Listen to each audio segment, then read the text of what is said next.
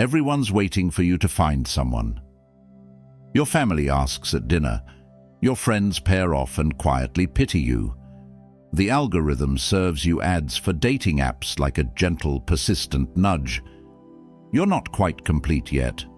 And somewhere along the way, without anyone saying it directly, you absorbed a belief that being single is a problem, a temporary condition, a waiting room before your real life begins. But what if that's wrong? What if the pressure to couple up, the relentless cultural drumbeat telling you that love is the destination and solitude is just the lonely road getting there, is one of the greatest lies ever sold to you? The Stoics knew something about this. Marcus Aurelius sat with an empire on his shoulders and turned inward. Epictetus, a man who owned nothing, not even his own freedom, found sovereignty in his own mind. Seneca wrote letters about the radical power of being alone with yourself, really alone, not scrolling through your phone at midnight alone. They weren't running from connection. They were building something most people never find, a self so solid, so rooted, so genuinely whole that nothing from the outside could shake it. That's what this is about. Not swearing off relationships, not romanticizing isolation, but understanding, maybe for the first time, that the most powerful thing you can do right now is learn to stand completely, unshakably on your own. If you're watching this alone right now, good, you're exactly where you need to be. Tell me "I choose me" in the comments and let's get into it. Here's something nobody tells you when you're young. Most people don't enter relationships because they're ready. They enter them because they're afraid. Afraid of silence. Afraid of a Friday night with nowhere to be. Afraid of what it means about them if nobody has chosen them yet. And so they reach for whoever is closest, for whoever makes the fear go away, even temporarily. They call it love. Sometimes it is, but more often it's just relief, the relief of not being alone. That distinction matters more than most people realize.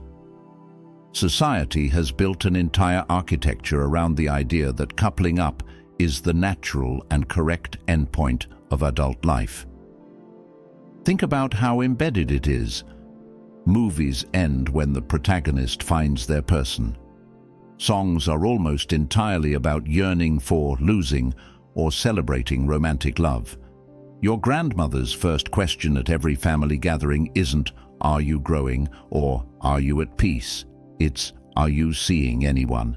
And if the answer is no, the conversation tilts into a kind of gentle rescue operation, as if your singlehood is a crisis to be managed, rather than a choice to be respected. Psychologist Bella DePaulo has a word for this: singlism. It's the quiet, pervasive stigma attached to being single, the assumption that something must be wrong with you, that you must be broken or difficult or not trying hard enough. And what's insidious about singlism is that it doesn't announce itself. It seeps in through offhand comments, through the way wedding invitations assume a +1, through the tax codes and insurance policies and social structures built entirely around the coupled unit. And here's what that constant low-grade pressure does to a person. It makes you distrust your own instincts. You start to wonder if the discomfort you feel in certain relationships, the friction, the emptiness, the sense that you're performing rather than living, is just something you need to push through. Because surely the relationship itself is better than the alternative. Surely being with someone, even the wrong someone, is preferable to being alone. That's the message. That's what the culture teaches, almost without exception. But think about what that actually means in practice. It means people stay in relationships long past their expiration date, trading years of their life for the comfort of a label. It means people pour enormous energy into managing someone else's emotions, someone else's insecurities, someone else's needs, at the direct expense of their own growth, their own clarity, their own becoming. It means people silence the quiet voice inside them that says, "This isn't right," because the noise of companionship is at least familiar. At least it drowns out the questions they're not ready to face. Epictetus, who was born a slave and stripped of nearly everything the world considers valuable, understood something essential about this dynamic. He taught that the source of human suffering isn't what happens to us. It's our desperate, exhausting attachment to things we cannot control. And chief among those uncontrollable things, other people, their love, their approval, their decision to stay or to leave. When you build your sense of self on the foundation of a relationship, when your peace, your identity, your worth become dependent on another person's presence, you haven't found security, you've found the illusion of it. And illusions, as the Stoics knew, have a way of shattering at the worst possible moments. That's the trap, and most people don't even see the walls. Let's get specific about the cost, because it's easy to talk about losing yourself in a relationship in vague, abstract terms. What actually happens, what gets quietly surrendered, is worth examining up close. It starts with time. Not just the hours spent together, but the hours spent managing the relationship, the mental bandwidth consumed by conflict, by expectation, by the constant low-level negotiation that intimate partnership requires. Research consistently shows that people in relationships spend significantly less time in what psychologists call deep solitude, the kind of uninterrupted, inward-facing time that produces genuine self-knowledge, creative insight, and emotional clarity. You don't notice it happening. The hours just migrate toward plans and conversations and the maintenance of togetherness away from you. Then there's identity. Carl Jung spoke about individuation, the lifelong process of becoming a fully realized, integrated self.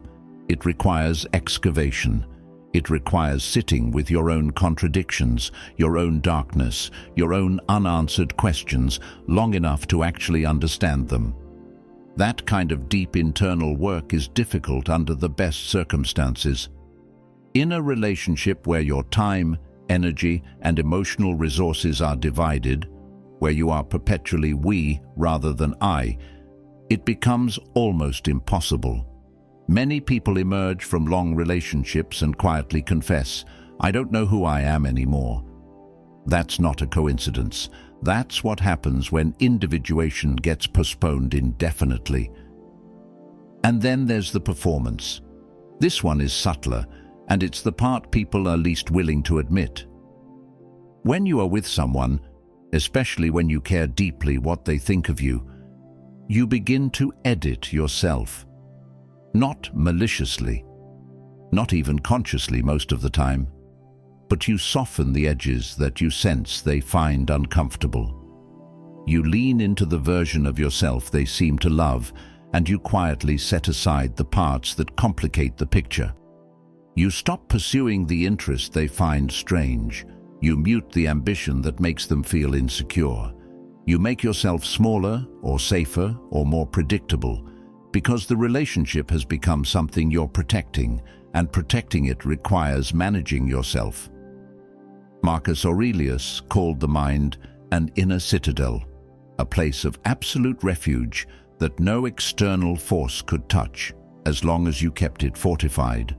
What he understood with terrifying clarity is that most people abandon that citadel voluntarily. They hand the keys to someone else and call it intimacy, and then they wonder why they feel so exposed. The loneliness of being in the wrong relationship, or even a perfectly decent relationship that you've slowly disappeared into, is a particular kind of loneliness. It's worse than the loneliness of being single, because at least the solitary person knows what they're working with. The person who has lost themselves inside a partnership often doesn't even realize what's gone missing until something cracks it open. A breakup, a crisis, a quiet Tuesday evening when their partner is in the next room and they feel utterly, inexplicably alone. Here's the painful truth. Many people use relationships the way others use substances, as a way to not feel something, the discomfort of their own company, the weight of their own unprocessed thoughts, the unanswered question of who they actually are when nobody's watching. A relationship can be a spectacular distraction from all of that, and society doesn't just permit this, it actively rewards it. It calls it love. It throws a party and takes photographs. Seneca saw through it. Most powerful is he who has himself in his own power, he wrote. But to have yourself in your own power, you have to first know yourself, and you cannot know yourself if you are perpetually running from the experience of your own company. This is the quiet crisis at the center of modern relationships. People who haven't done the work of becoming whole on their own, coming together and hoping that the combination will somehow produce the wholeness neither of them has individually. It rarely does. What it more often produces is two incomplete people, each leaning on the other for the support they were always supposed to find within themselves. A structure that looks stable from the outside but trembles under any real pressure. And you feel this, don't you? Maybe not in your own life, or maybe exactly in your own life, but you recognize it. The friend who dissolves into every new relationship, the couple who can't spend a weekend apart without anxiety, the person who hasn't been truly alone in years and is quietly, secretly terrified of what they'd find if they were. Being single isn't the problem. It never was. The problem is that nobody taught you how to be alone well. Nobody told you that solitude, practiced with intention and honesty, is one of the most sophisticated and courageous things a human being can do. That the capacity to sit with yourself without distraction, without performance, without the constant noise of another person's presence, is not a consolation prize for the unpartnered. It is the foundation. Everything Marcus Aurelius built, his discipline, his philosophy, his legendary equanimity, was built in the quiet of his own mind. Everything Epictetus understood about freedom was forged in the conditions of his own solitude. The greatest minds in the Stoic tradition didn't stumble into self-mastery through the right relationship. They carved it out slowly and deliberately in the space that only aloneness provides. You have that space right now. The question is whether you're willing to use it. So let's talk about what solitude actually builds when you stop treating it as something to escape and start treating it as something to practice. The Stoics had a concept they returned to constantly: autarkia. It translates roughly as self-sufficiency, but that undersells it. Autarkia isn't just the ability to handle your own logistics. It's a state of being, a deep, unshakable rootedness in yourself that makes you genuinely free. Not free from difficulty or pain, but free from the desperate need for external circumstances to be a certain way in order for you to feel okay. Free from the tyranny of needing approval, needing company, needing validation from someone else to confirm that you are enough. That kind of freedom isn't given, it's built. And it's built in solitude. Marcus Aurelius practiced what he preached, and he did it under conditions most people will never face. He was one of the most powerful men who ever lived, surrounded at all times by courtiers, generals, senators, and the machinery of empire. He could have had any distraction he desired. Instead, he turned inward. Every morning before the world made its demands, he sat with his own mind. He examined his thoughts. He challenged his assumptions. He asked himself whether his actions aligned with his values. The Meditations, one of the most important books ever written, was never intended to be published. It was a private conversation with himself. That's the practice. That's what self-mastery looks like in the real world. Not dramatic, not glamorous, just a person, alone with their own mind, doing the work. Epictetus was even more direct about it. He drew a hard line between what is up to us and what is not. Our judgments, our intentions, our responses, our inner life on one side. Everything else, including other people's opinions and feelings, on the other. The moment you start depending on a relationship to regulate your emotional state, you've handed control of your well-being to something that is fundamentally not up to you. You've made your peace conditional, and conditional peace isn't peace, it's just a ceasefire waiting to collapse.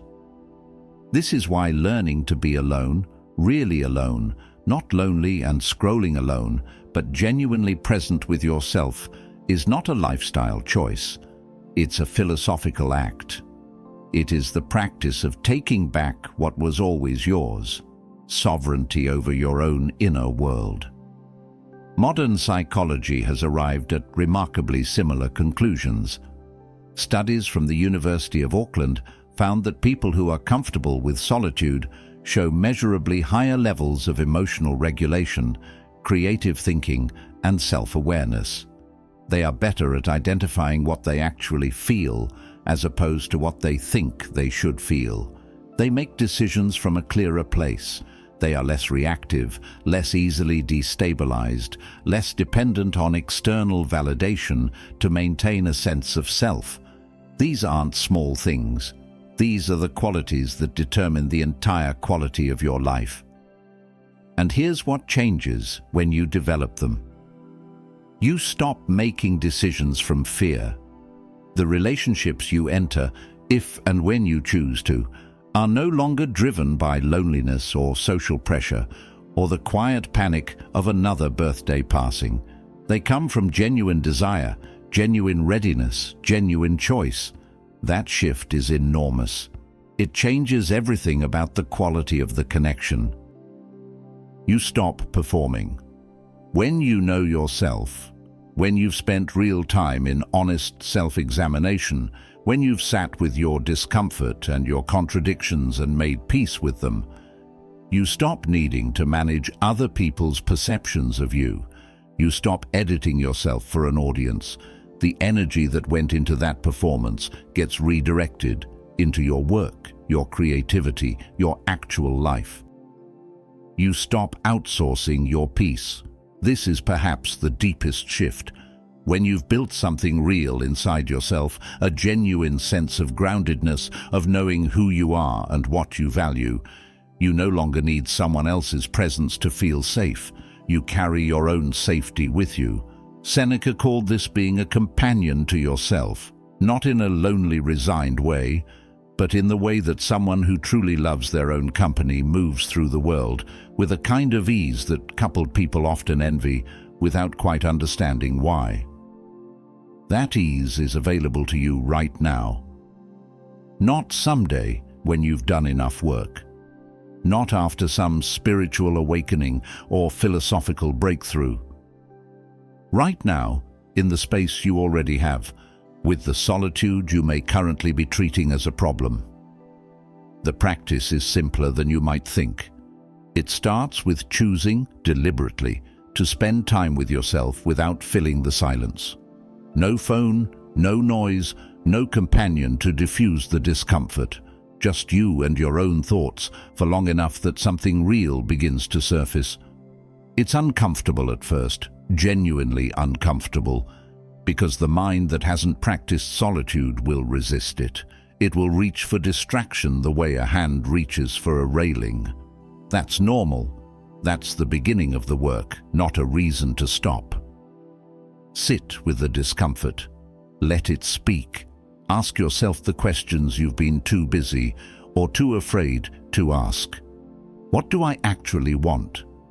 What do I actually believe? Who am I when nobody's watching, when nobody needs anything from me, when there's no role to play and no image to maintain? The answers don't come all at once, but they come. And when they do, something shifts. Quietly, permanently. You stop feeling like you're waiting for your life to begin. You realize, with a clarity that's almost startling, that it already has. Here's what the Stoics understood that most people spend a lifetime discovering too late. You were never incomplete to begin with. The longing you feel, the one society taught you to soothe with another person's presence, was never really about being alone. It was about being a stranger to yourself. And the cure was never a relationship. It was the courage to sit down, go quiet, and finally introduce yourself. Being single isn't settling. It isn't waiting. It isn't a consolation prize dressed up in philosophy. It is, when approached with intention and honesty, one of the most radical and powerful choices you can make. Marcus Aurelius didn't find his strength at someone else's side. He found it inside. So can you. The room is quiet. You're already here. The only question left is whether you're willing to stay. If you're done waiting for your life to begin, and you're ready to build something real, from the inside out, leave a comment below. I am enough, because you always were. And if you want more of this, subscribe to the Stoic Mode and turn on notifications. Every week we go deeper, and the ones who stay are the ones who transform. Thank you for watching. Stay unshakable.